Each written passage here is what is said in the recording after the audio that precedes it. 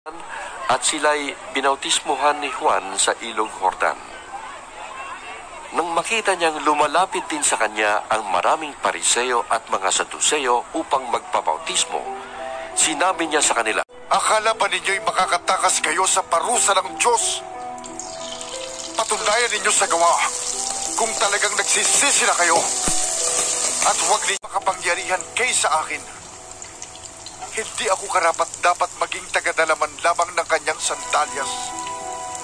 Hawak na niya ang kalaykay upang alisin ang dayami. Titipunin niya sa kamalig ang trigo, ngunit ang iba'y susunugin sa apoy na di mamamatay kailanman." Dumating si Jesus sa Jordan mula sa Galilea upang magpabautismo kay Juan. "Bakit kayo nagpapabautismo sa akin?" Sumagot si Jesus, "Hayaan mong ito ang mangyari ngayon, sapagkat nararapat nating tuparin. Pilit kanya sa kanyang mga anghel at aalalayan kanila sa kanilang mga kamay upang hindi ka matisod sa bato." Sumagot si Jesus, Nasusulat din naman, huwag mong susubukin ang Panginoon mong Diyos." Pagkatapos, nilang mga lambat at sumunod kay Juan, mga anak ni Zebedeo.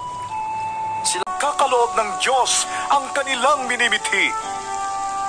Mapapabilang sila sa mga pinaghaharian ng Diyos. Mapalad kayo kapag dahil sa akin ay nilalait kayo ng mga tao, inuusig at pinaparatangan ng lahat ng uri ng kasamaan na pawang kasinungalingan. Magsaya kayo at magalak. Walang taong nagsisinti ng ilaw at pagkatapos ay inilalagay yon sa ilalim ng takalan. Sa halip, inilalagay yon sa talagang patungan upang matanglawan ang lahat ng nasa bahay. Gayon din naman, dapat ninyong paliwanagin ang loob sa iyong kapatid mo. Iwan mo muna ang iyong handog sa harap ng altar at makipagkasundo ka sa kanya. Pagkatapos, saka ka magbalik at maghandog sa Diyos. Kung may ibig magsakdal sa iyo, makipag-ayos ka agad sa kanya bago makarating sa hukuman ang inyong kaso. Kung hindi dadaling kanya sa hukom at ibibigay ka nito sa tanod at ikukulong ka naman sa bilangguan, sinasabi ko, anong gantimpala ang inyong maaasahan?